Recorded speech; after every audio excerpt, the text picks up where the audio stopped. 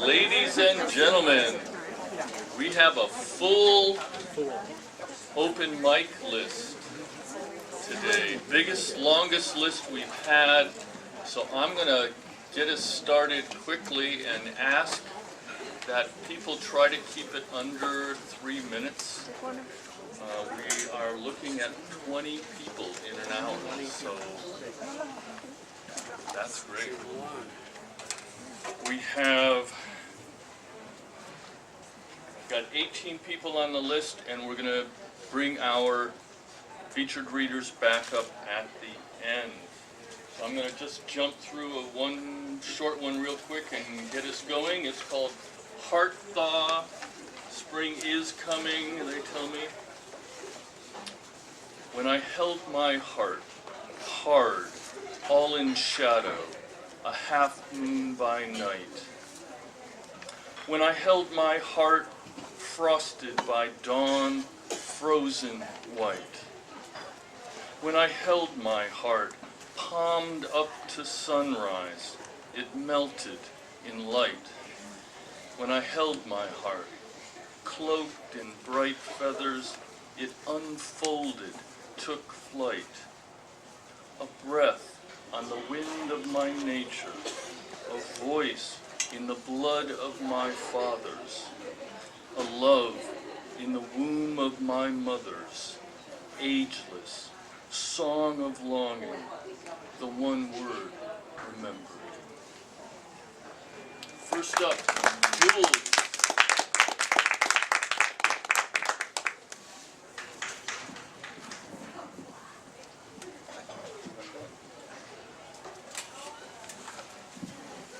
Okay, I have a Valentine's Day offering. This headline is called Love is All Around Us, and it is the prologue to a movie called Love Actually, and this was spoken by Hugh Grant.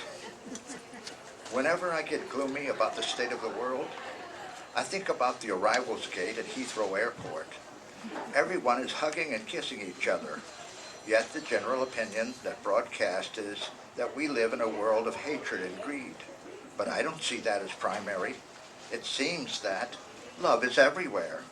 Often it is not particularly dignified, but it is always there. Fathers and sons, mothers and daughters, husbands and wives, boyfriend and girlfriend lovers, or just old friends. Now, if you look around for it, I've got a sneaky feeling that you're going to find it, and you're going to find that love is all around us.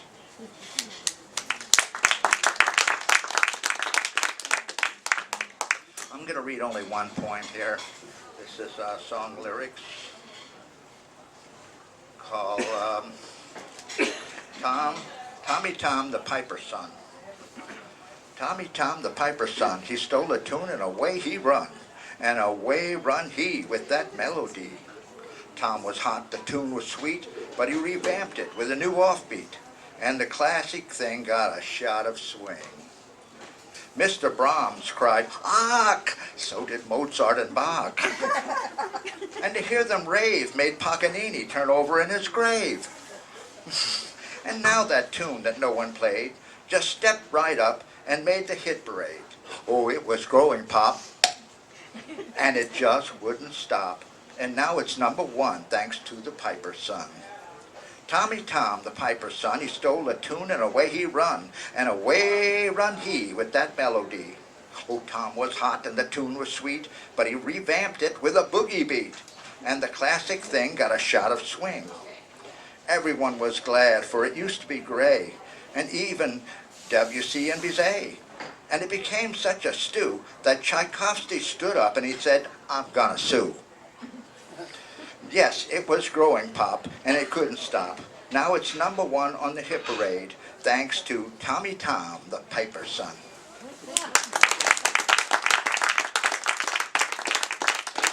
Jewel, and I like the pop. Next up, Charles Thielman. Come on down.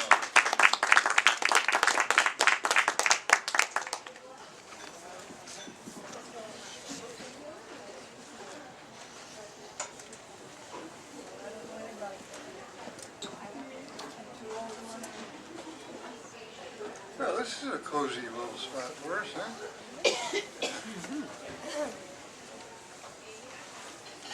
Okay, well, in keeping with what happens in 2 weeks, or the whole month, who cares? Celebrate the whole month according to love. I thought I'd read this one. This was a newer poem. It's part of my revision process is reading it here, so see what happens. I do have a red pen somewhere in my pack, but I won't be using it. So, I've been in Eugene 20 years. I moved to Oregon 42 years ago. When I first moved to Eugene, there was a monthly gathering, full moon cycle gathering, at the pedestrian bridge over by Valley River Center. And so this comes from that. And there was an obvious moment there where one of the people were waiting for someone very special. There was a woman wearing a bright white jacket. And so this is about that. And she was really glad to see me. It's called Oregon Footbridge. Autumn approaches maple trees, pulling a stream of reds and yellows. This river current, 4 nights from catching threads, a full moon drops between contrails. Hands on the gray wood railing, she watches a blue heron stem the shallows upriver from new cairns, casting his focus inside ripples. This warm day, an hours-long path to here at mid-bridge, waiting for the moon. Obviously a crescent moon. Her eyes gathering pastels, the river reflecting changing skies, its cordon of trees, geese arriving from Canada, dusk peeling shadows off late roses. The webs between wood slats soon emptied by cold winds, blowing skies open with the hard refrains glaciers dream.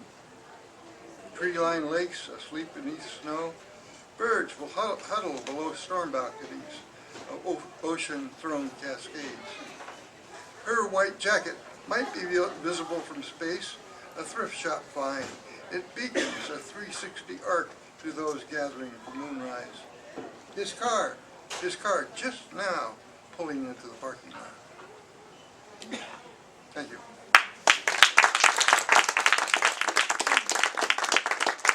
Thank you, Charles. Next up, Sharon Munson.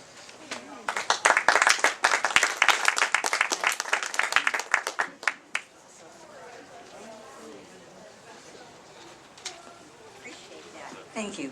Oh, it's perfect. Along the same lines. Step on a crack, break your mother's back. Old children's game. We took the superstition seriously. Walked with friends down Burlingame Street. Skipped over lines.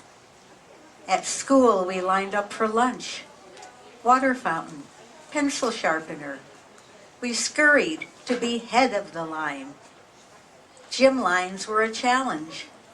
Relays to run, bars to jump, ropes to climb, lines of scrimmage, finishing lines.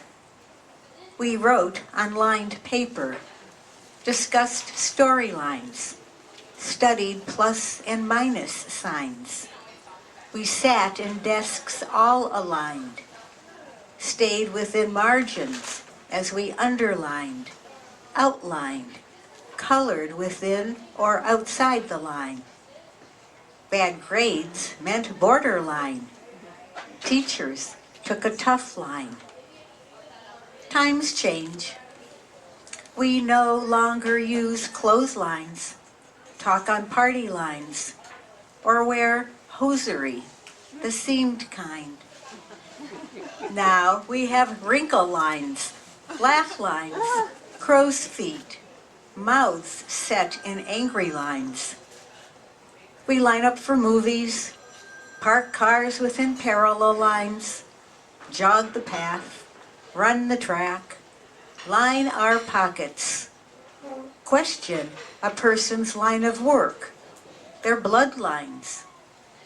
We fight wars on front lines, hold defense lines, remember the Maginot Line.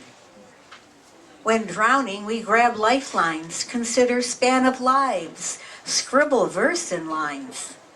We blur lines between news and entertainment, depend on cable lines.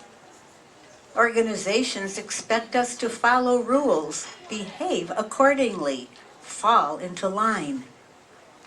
The internet gives us invisible worldwide wireless lines. We live our lives, and when things get hard, we lay it all out on the line.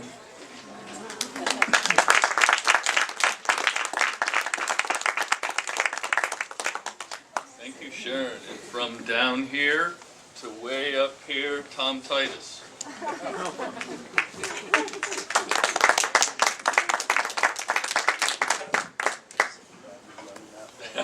Such a huge help. Thank you. Thanks, Charles.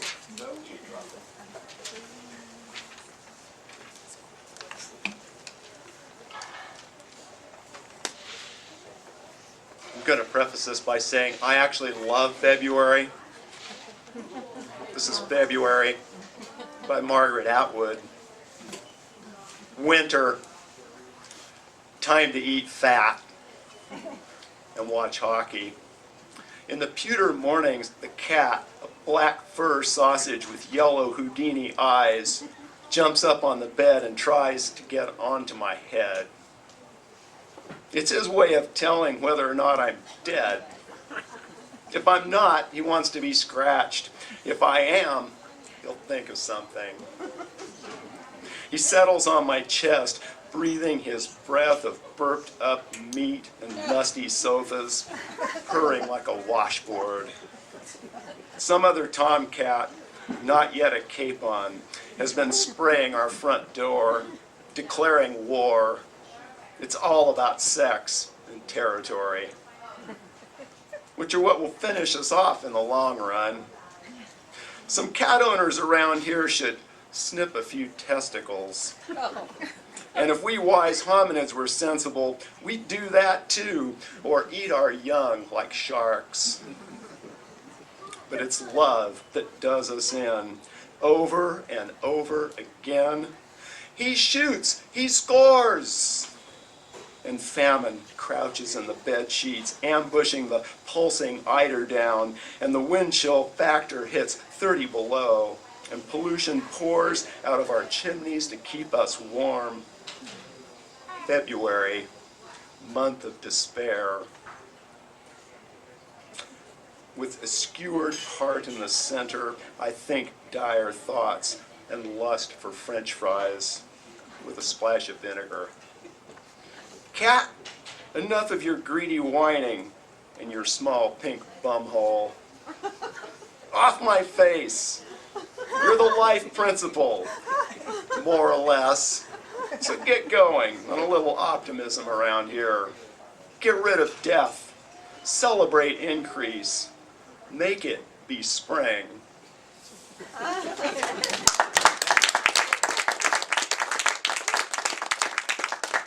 There's some images I'll be coping with.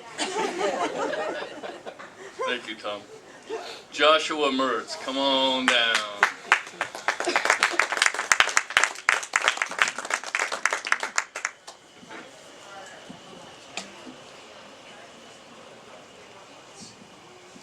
You're a good judge of height. Well, I seldom read first draft, but why not? I came up with this morning, hacked on it a little bit, so it's a little rough. It's called Were I to Be Set on Fire. Were I to be set on fire, I would burn hot. Hot enough to melt the world. Hot enough to burn the snow from the clouds. Condense the melted coal back into the leaves of trees.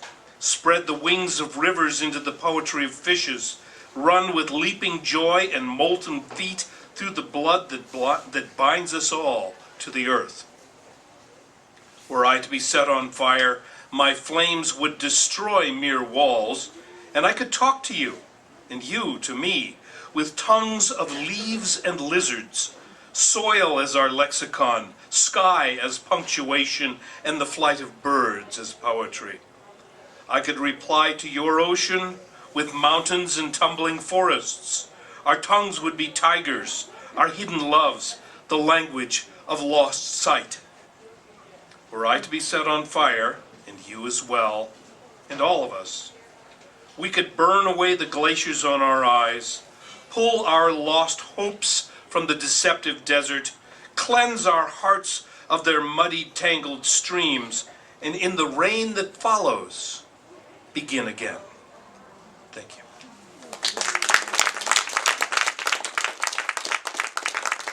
Thank you, Joshua. Next up, may I introduce the president of the Oregon Poetry Session.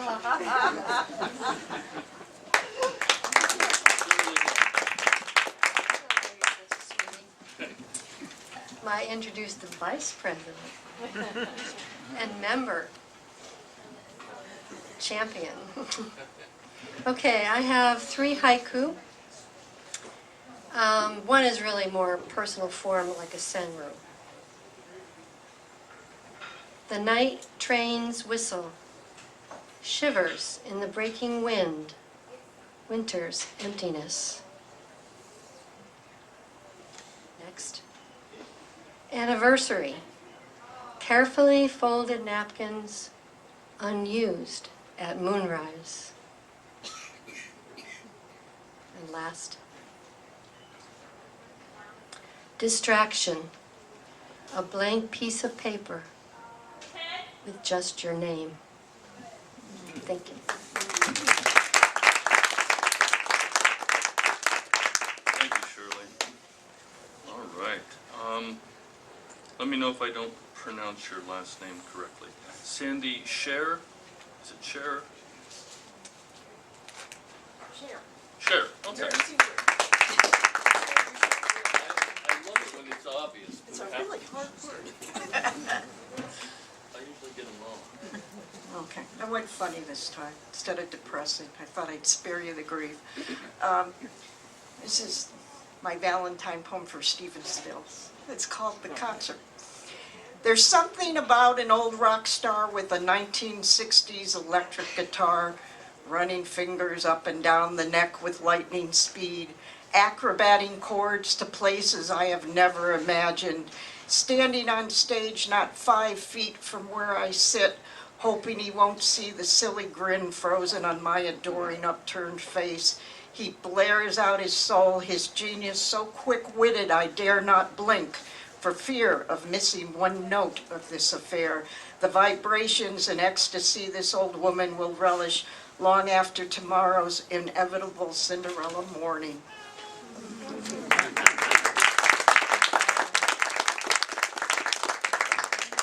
Thank you. All right. That falling over. Joyce Salisbury.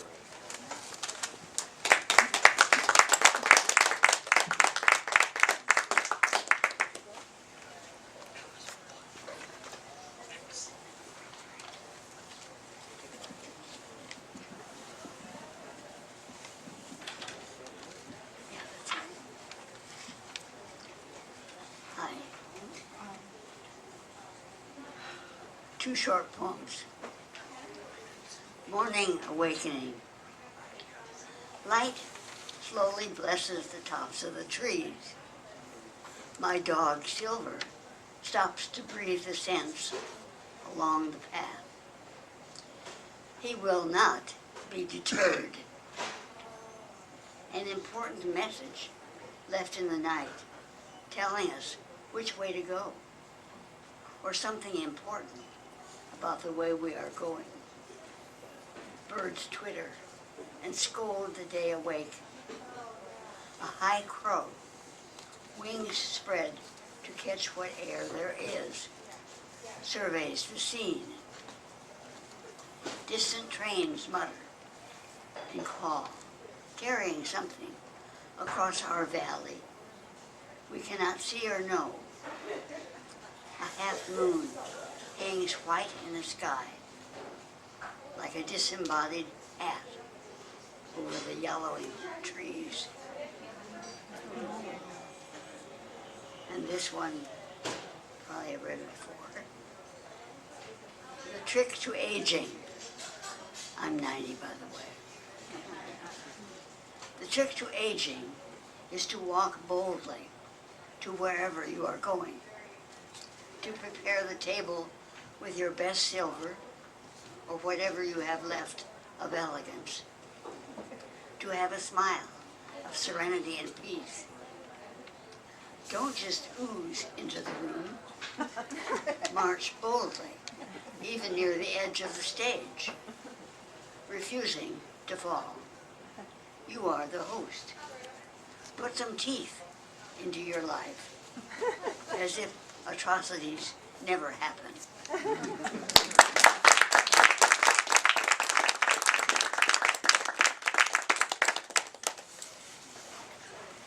Joyce, you overflow with elegance at night. So we are cranking right along. I just want to slow it down just a hair. We're doing fine. And thank you all for coming, because this has been a great afternoon, as it usually is, but to see all of these faces and to have you all on the list, even better. Next up, Brian, what have you got for us?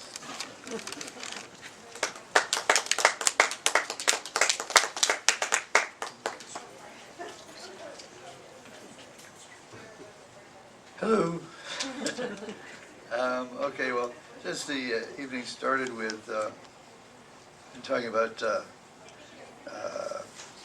lynching and stuff, and with all the people appearing in blackface and stuff, I'm going to do my Black Lives Matter Christmas carol. Merry Christmas, let me live.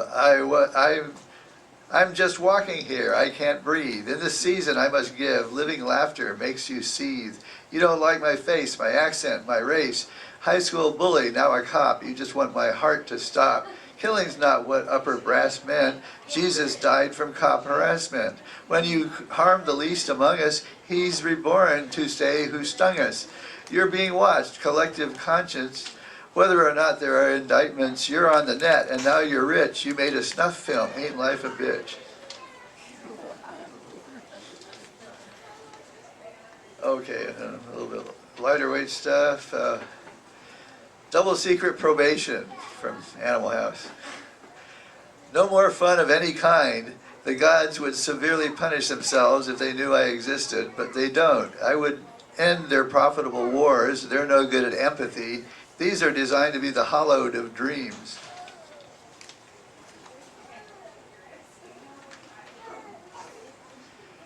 You hang in the air like a lover's words that were never there, left unsaid, cloud breath frozen, blown glass sneeze. Maybe the bodies of immortals are rentals, sensual devil.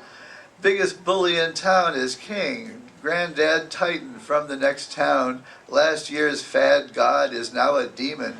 Dad's now a god, so we can be kings. Pan in the flash, nuclear ash.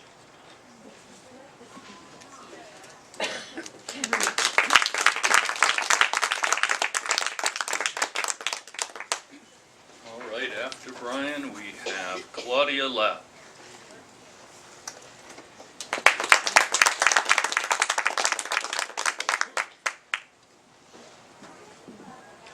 Thank you. Well, I revised a poem from 30 years ago, from 1988, and it's kind of relevant right now, as there seems to be an epidemic of deaths among us, which is always happening, but flash. A flash of what a flash our lives are. Yours, mine, friend, foe. Narrow corridor of time whose beginning and exit gates can be glimpsed as we live. Flash of awareness, column of compressed matter, action, reaction, dramas that make up a lifeline. And in that hallway of eternity in form, encounters with other souls, shining through eyes, on their way from one gate to another, unpredictable as to how or when. And I'd like to dedicate that one to Joanna Mitchell and Connie Bender, two of our members of our esoteric community who passed away very recently. Okay, this is a poem that I wanted to read last time. It's about gifts.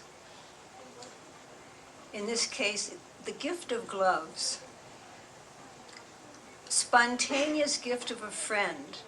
Pair of hand-knit gloves in vibrant raspberry, magenta, and hot pink wool. Knowing how cold I get in winter dark, the hunger for color, she proffers these gloves, fingerless. At first I decline. What good fingerless gloves? And I use a stylus to text.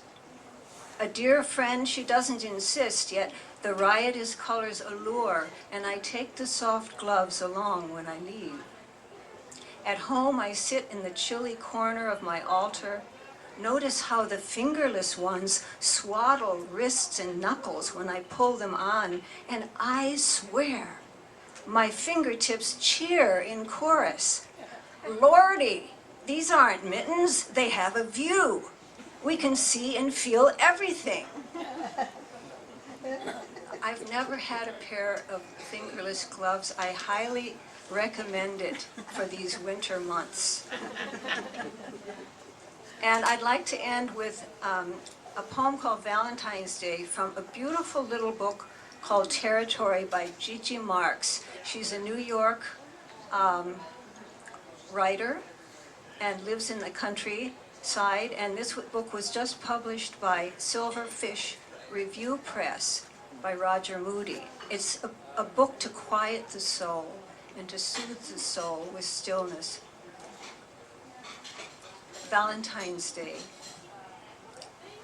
My love gave me new green thread for a dress I had set aside to hem, and later wound the bobbin for me. It is strange that in a field of colors in the sewing box that no green had come close enough to match.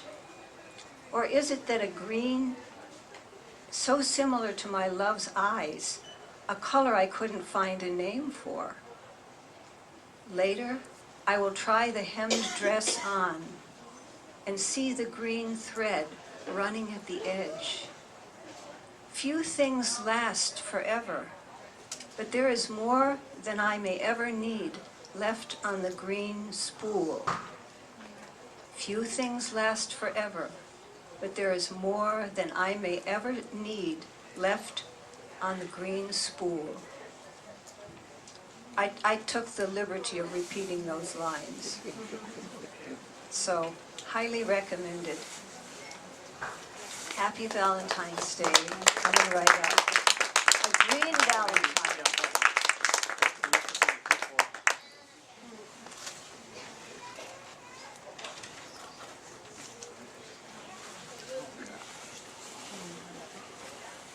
Help me with your last name. Andrew? I never would have done it. I wasn't sure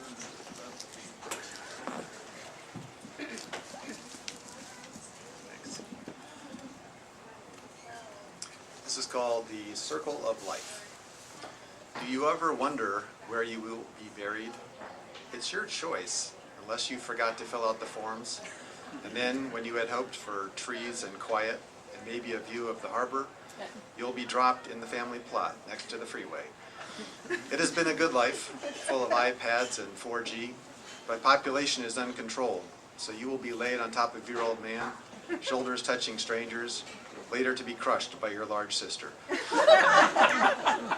It will be that way for years, until the seas rise enough to loosen the whole graveyard, and in a storm break your casket upon the rocks, releasing your formaldehyde bits to drift with old plastic, nibbled by a starving tuna, which you will help poison. Eventually, the exhausted fish will give up on a lonely beach, now far inland, in a world shrunk to cockroaches and cannibals. With a quick scoop, a bearded wild man will roast you over a rubber fire and shovel you into his mouth along with cooked roots, and you will live once again, this time in an epoch without electricity or Amazon Prime, when the circle is unbroken, the dead no longer wasted.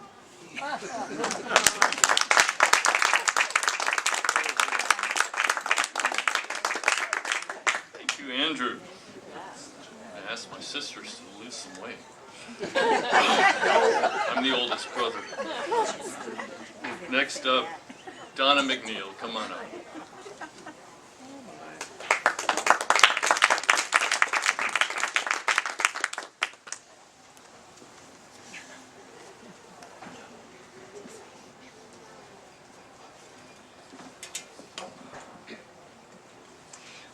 Well, the last 6 months have brought some rather tumultuous and challenging events, at which I hint in two poems I'll read for you today.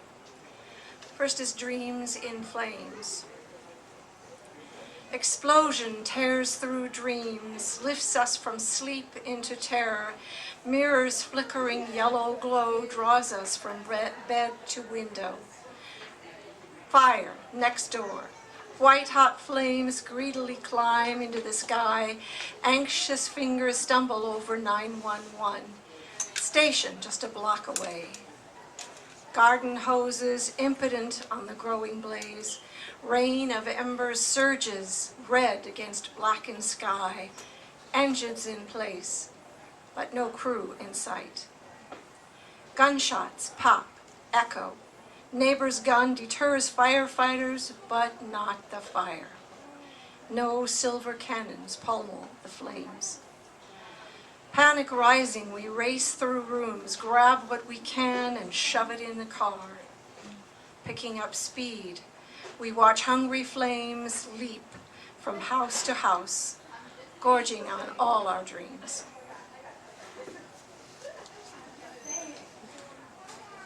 And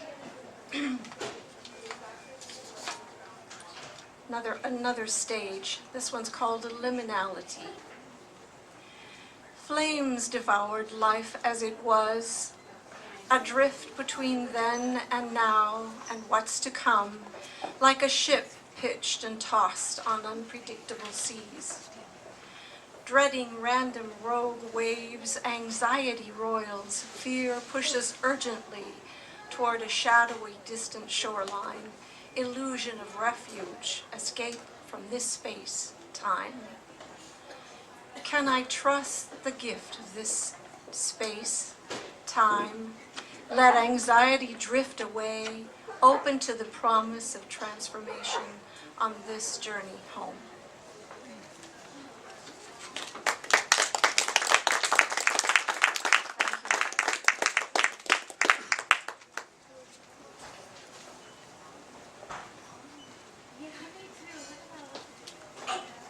What falls to flame will rise again. Yes. Wayne Westfall. Wayne, you still here? Apparently not. All right. Sabina Stark. All right.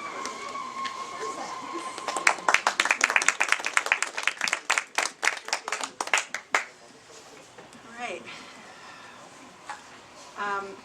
I grabbed a couple of pieces that I wrote when I was living in Jerusalem, and this first one was written about the Caves of Porcupine. So briefly, the Bar Kokhba group was a band of Jews that were fighting the Romans, and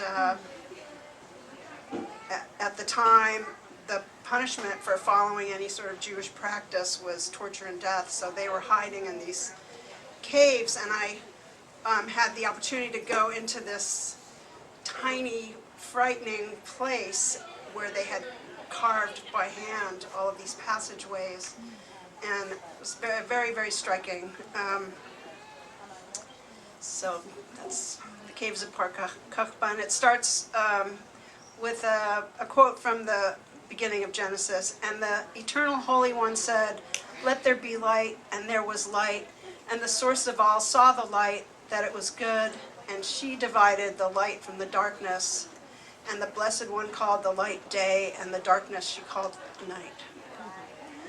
Those cave dwellers of our broken temple, warriors against Babylon, who wept in darkness, they turned to face their madness, pour oil into the crevices of dark, crawl out of dark and dank water, trapped like little frogs in a well. Hundreds of lanterns lean on these chalky walls, burn away, sweep away with the hands that light them. Men, children crouch on stones. They breathe in the thick sap of olives through slender, hand-chiseled passages, chiseled in darkness. Let there be life, they whispered, life spilling breath. The white words across the firmament. They stand now and break the dumb sky.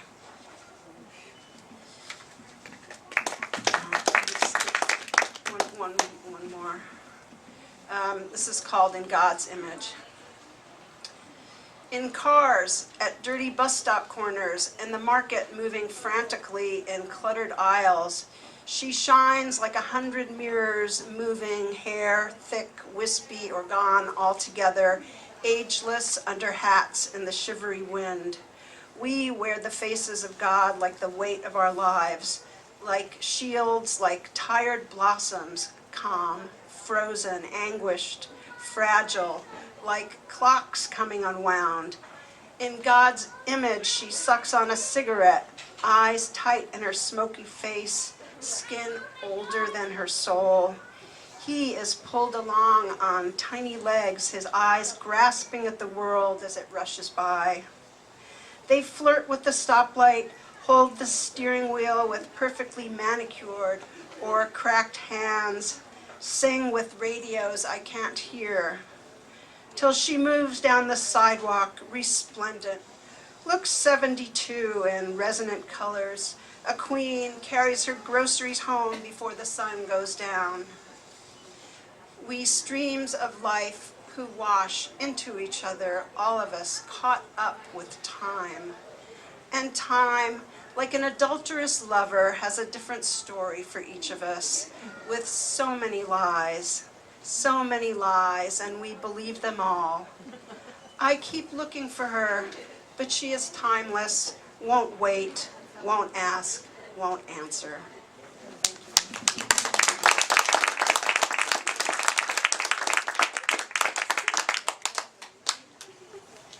All right, we've got 3 more readers, and then we're going to bring up our features again. Elizabeth.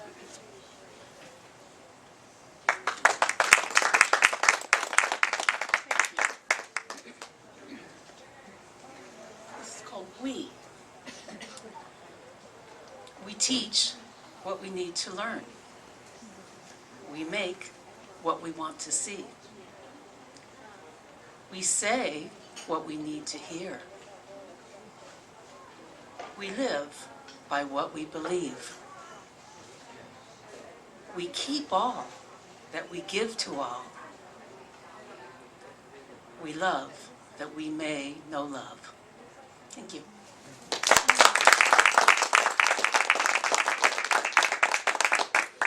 Thank you, Elizabeth. Joan Dubé.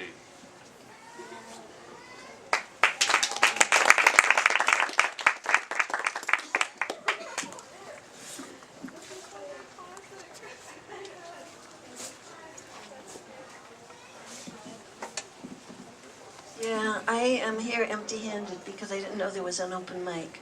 But there's certain poems that I'm constantly reciting to myself. So I will recite what's maybe an anti-love poem of some sort, but it is one I like. So anyway, it's called "The Dog Died on a Daily Basis." The dog died on a daily basis. One day it died, and then the next day it died again. On the days that it didn't die, those were the days left for mourning. But there wasn't much time left for mourning. There was always a new death. After a while, the baby started dying as well. Dog death and baby death.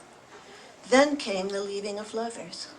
They came just to leave. They left you, and then the next day they left you again. It was a kind of a daily hell. It was a kind of a daily rape. I don't know what you did to deserve it, but it must have been something exquisite. The baby was thrown in the garbage can. The dog was buried with great fanfare. The lover was welcomed and welcomed again. It was always the same lover. It was always the same dog. It was always the same baby. You can abort it again and again and again, but the baby comes back. It is always the same baby. The soul, so they say, never dies. I'm sorry, but that's it.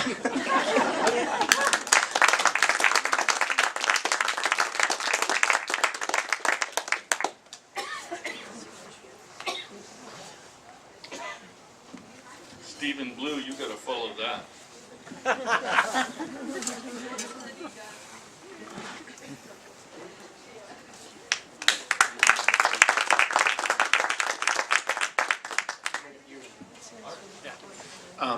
Or do you want me to? Yeah, you do it. Yeah. Okay, so yeah, to follow Joan, that was great. That reminds me of that new show called The Russian Girl. Has anybody heard about that? Yeah, it's about a girl that dies over and over. It's kind of like a Groundhog Day, except about death. Yeah, okay, anyway. So, two poems. I missed the open mic last month to read my holiday poem because it was my wedding anniversary and my wife and I snuck out early to go play. So I'm going to read my holiday poem now. Christmas Candle. Flowering bayberry, tradition gone, lost with the sense of holidays long ago. Only a mom could know how to work its magic. A pillar of Christmas scent, lovingly coaxed to flower down the sides. And this one is a rhyming lyrical poem about art and love. The art of love. The sun in your eye is the smile in my sigh, the warmth of your loving surprise. The things that you do always draw me to you. Your love is your secret disguise. The things that I know from the things that you show are always the thoughts that don't fade. The wonder and magic of what can be found because of the dues that you've paid. I sing the songs that are never heard. I write the words that are seldom read. I paint you pictures with invisible ink, expressions of what can't be said. The fear of not knowing, the fate of not growing, the signs of the truth yet to be. Creative endeavors and love on the line are always the hardest to see.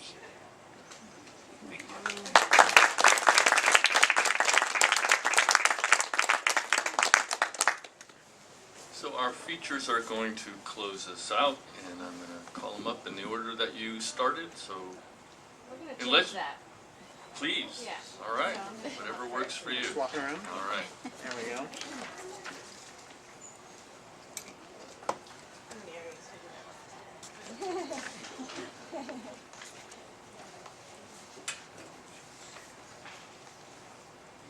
So,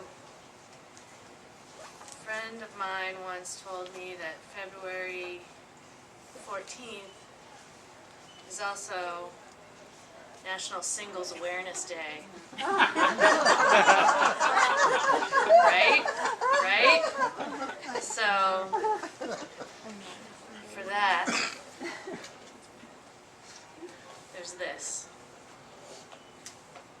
So it's, you know, you're single, you're dating, you're dumped. It's a beautiful day and you must finish mowing the lawn. Dandelions from your yard scatter their offspring up and down the block, and there you sit sucking wind, heaving great sobs of it. Dumped by the guy 2 weeks ago, you feel as misplaced as the gas can, lying on its side somewhere beneath an azalea, kicked aside like the dog's old tennis ball, chewed up and left for tastier bones. Still, it's a beautiful day, and you must finish mowing the lawn. Orphaned at a yard sale, your mower isn't quite up to the job. It gasps and chokes, little red sputtering heart. You find the can of gasoline, the dream of fuel pouring from its mouth. Watch the easy glide into the chamber, and willing that spark of he will regret, you yank that cord for all you're worth. Yank it again, vroom, the catch. Sweet combustion, growling engine of does not forget, roaring fury of all that was not said.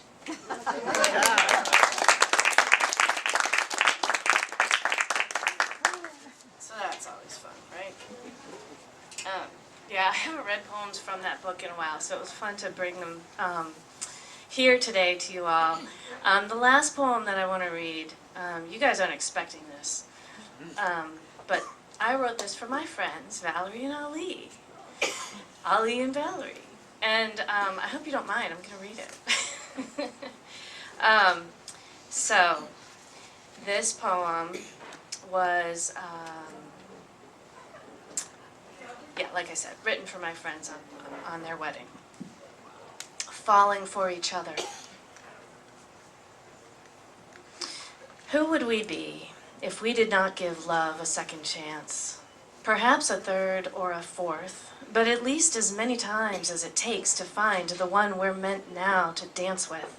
The one who holds us as a river holds the sun and lets it shine. All you have to do is picture these two.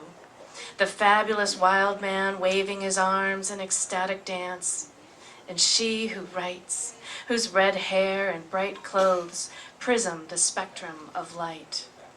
The same light as glances off the eagles choosing their mate for life, who first test each other with death, plunging together toward earth in a crazy, beautiful spiral dare. Have you seen this? Two eagles cresting high above the rest, lock talons and dive, wheeling over and over in free fall, in courtship, in courage, the speed they inhabit, the surrender they offer, the thrill, the risk, the ride, holding each other with that talon grip, spinning, wheeling through cloud and mist, past swifts and starlings with their fancy loops and twists. Their descent a testament, testimony to the power of trust, of faith in full flower, past branches of green leaves sparkling with gold, that I will hold you through all of this dive, that causes other birds to waver, but these two hold. And as the ground rises to meet them, release and lift, knowing they've found the one to soar with.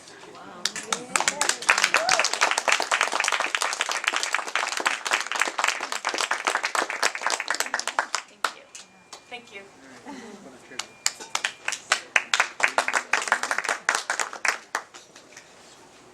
Carter, please.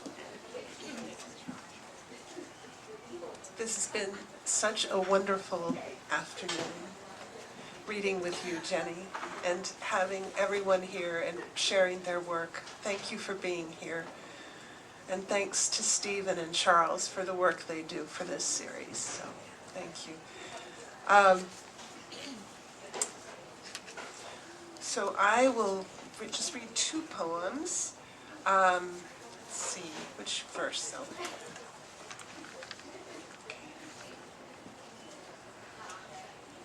the first one is about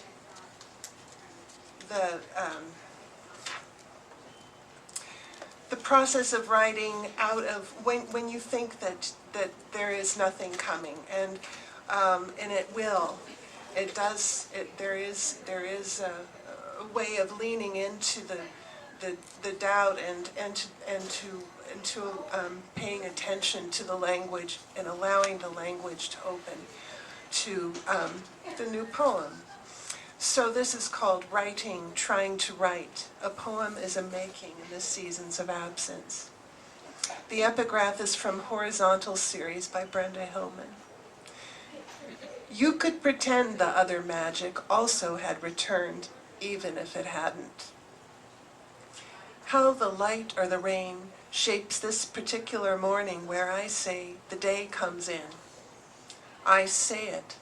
Of the ravens, for instance, I find broken shells. They are here among the grasses of the woods. Birds among the woods, beaks and wings, seeking careless nests. Rustling brush, the cedar's hands turning. Shadows along the road, the hungry, throaty call of ravens. The burr and trill, the dark bell of them. A world going on, not my enemies, not my friends. They herald, and I write, that dark gloss, a kind of reaching. And the day comes in, currents surrounding the nerve of seeing, trees of absence, how green reminds my habitation of looking, its rustlings summoning each morning, staying, brief arrivals, my ground of praise, of love, that inward bright eye, flocking, possibly a glimmer of lines following, and I don't know how I'm not alone.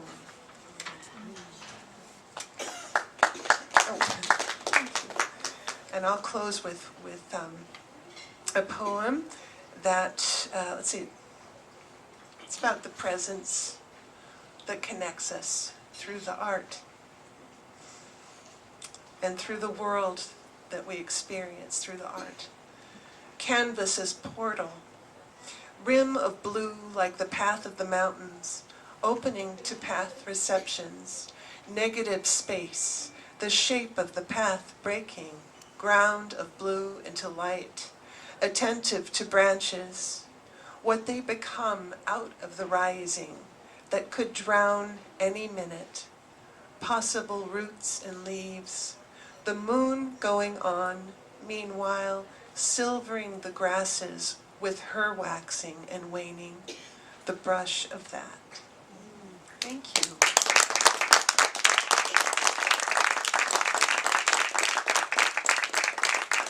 Thank you so much. Let's have another hand for our feature readers, and all of our readers too. It's been a wonderful afternoon, so thank you all for coming. Let's see. Thanks again, everyone. I hope you enjoyed our event. As a reminder, we're here on the second Sunday of each month. We look forward to seeing you again next month when our featured readers will be two wonderful poets from Ashland, Oregon, Steve Diefenbacher and Amy McLennan. So the information on them on the back of the flyer back there, so grab one of those. And again, we hope you'll support our authors by buying their books or grab one of our flyers and go to our website for links to their work. So thank you all for coming. See you next time.